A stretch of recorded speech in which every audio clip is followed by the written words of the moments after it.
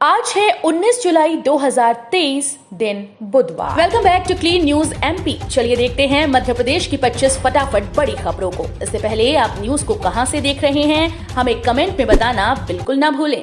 साथ ही हमारे Facebook page को भी फॉलो करें। फेसबुक पेज का लिंक डिस्क्रिप्शन में दिया गया है। एमपी में कर्मचारियों को अगले महीने से 900 से 6500 रुपए का लाभ।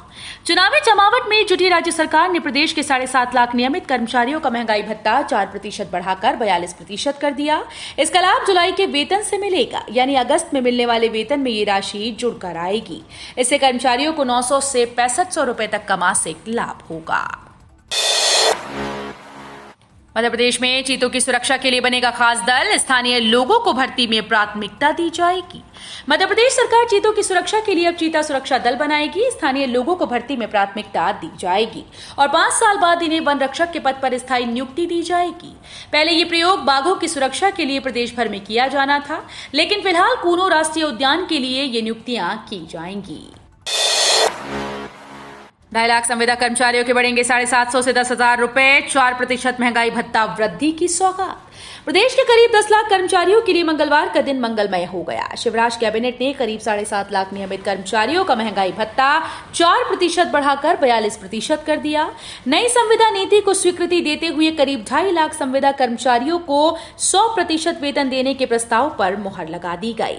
अभी इन्हें समकक्ष नियमित कर्मचारी के मुकाबले 90% वेतन ही दिया जाता था। मुख्यमंत्री शिवराज सिंह चौहान ने अलग अलग स्थानों पर दोनों घोषणाएं की थी।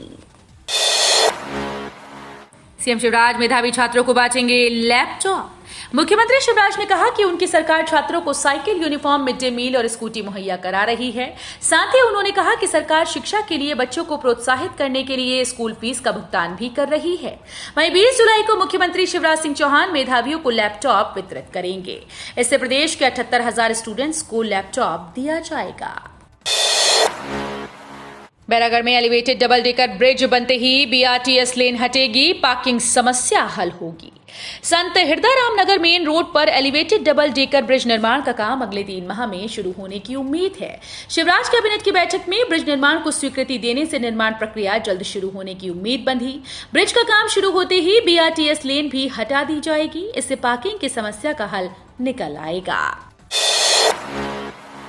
तीर्थ दर्शन यात्रा के लिए मध्य प्रदेश को मिली 3 भारत गौरव पर्यटन ट्रेन। मुख्यमंत्री तीर्थ दर्शन योजना के लिए रेलवे बोर्ड ने मध्य प्रदेश को 3 भारत गौरव पर्यटन ट्रेन का उपहार दिया, जो आईआरसीटीसी के माध्यम से चलाई जाएंगी। 2 अगस्त से शुरू हो रही तीर्थ यात्रा के दौरान यात्री इन ट्रेन से देश के विभिन्न तीर्थ स्थलों की यात्रा करेंगे। सामान्य ट्रेन में पेंट्री सेवा बंद किए जाने के बाद प्रदेश सरकार ने इन ट्रेन की मांग की थी। 10 अक्टूबर तक चलने वाली इस यात्रा में 28 ट्रेन 18,480 यात्रियों को लेकर जाएंगी। जबलपुर की बड़ी आबादी सस्ती रसोई गैस का लाभ उठाएगी। गेल इंडिया लिमिटेड की मुंबई नागपुर झारसुगुड़ा पाइपलाइन परियोजना अक्टूबर 2024 में जबलपुर तक आ जाएगी। इस पाइपलाइन से जहां घर घर रसोई गैस मिलने लगेगी, वहीं वाहनों के लिए सीएनजी और वाणिज्य उपयोग के लिए पीएनजी की सप्लाई भी शुरू हो जाएगी। सोमवार को होटल शान एलिजे में गेल इंडिया के अधिकारियों ने प्रेस वार्ता में ये जानकारी दी। गेल इंडिया के डायरेक्टर फाइनेंस आर.के. जैन ने बताया कि प्राकृतिक गैस की सप्लाई मौजूदा सिलेंडर की तुलना में बेहद कम दाम पर उपभोक्ताओं को उपलब्ध होगी। मकान निर्माण के लिए आमजन भी अब नगर निगम से खरीद सकेंगे उपचारित पानी।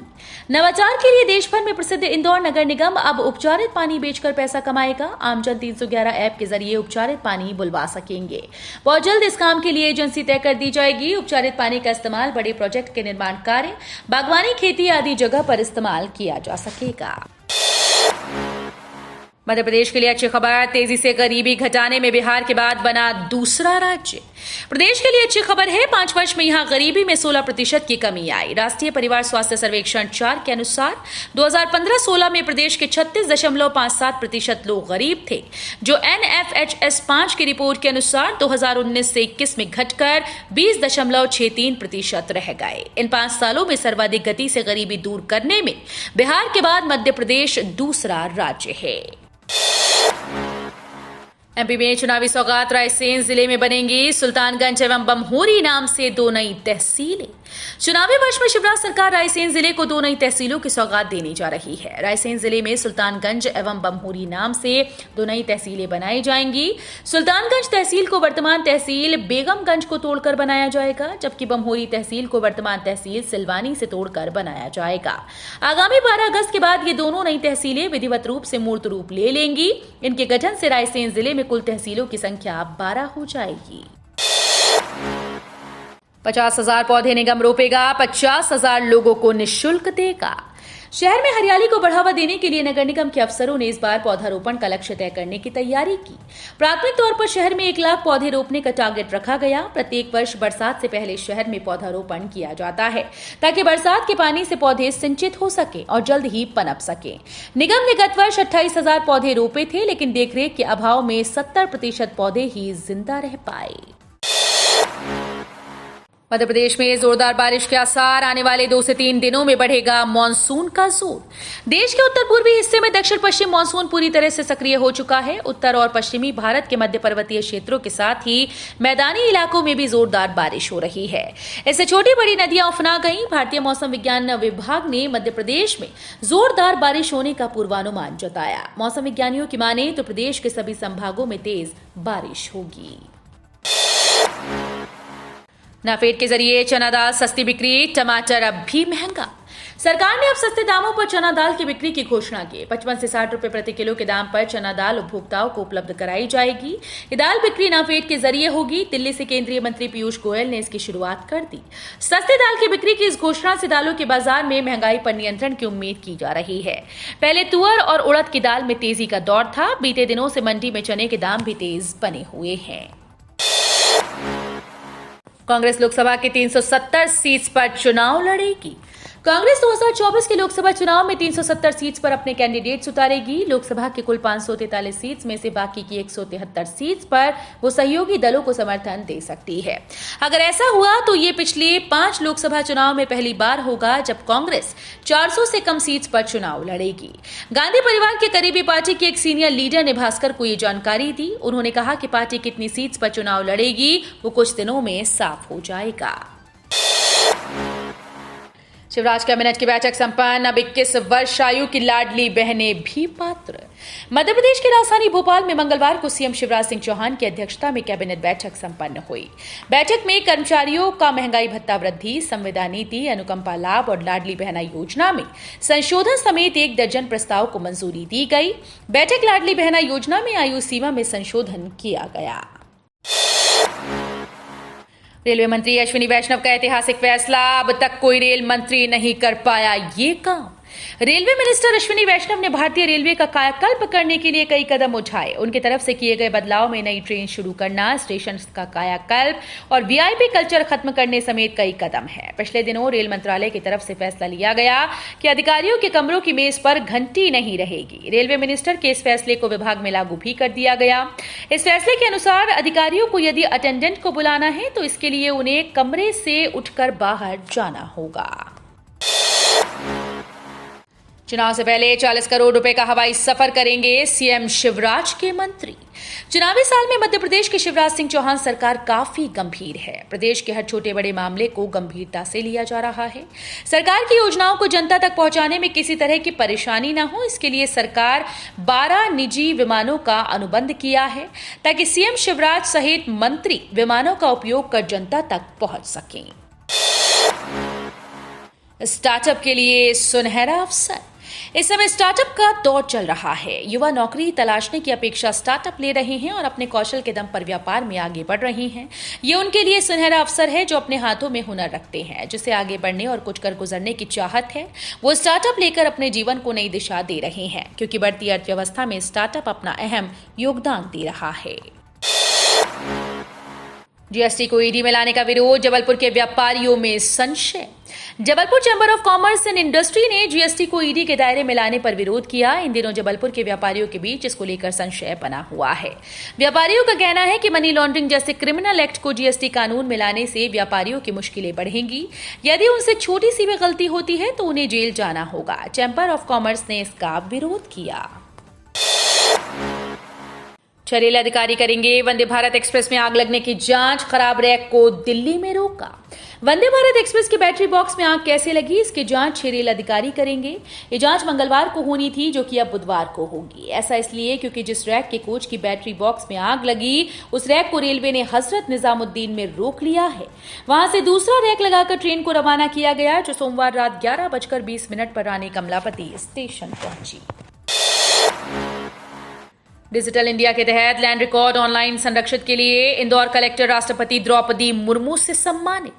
भू अभिलेखों के डिजिटाइजेशन और आधुनिकीकरण के लिए बेहतर कार्य करने के लिए इंदौर जिले को राष्ट्रीय स्तर का पुरस्कार मिला। दिल्ली में राष्ट्रपति ने आज कलेक्टर इलिया राजाटी को ये पुरस्कार दिया। बैठक से पहले मुख्यमंत्री चौहान ने कैबिनेट के साथियों को भू अभिलेख में सुधार, डिजिटाइजेशन और मॉडर्नाइजेशन के लिए प्रदेश के 15 जिलों को राष्ट्रपति द्वारा मिल रहे सम्मान के लिए बधाई दी।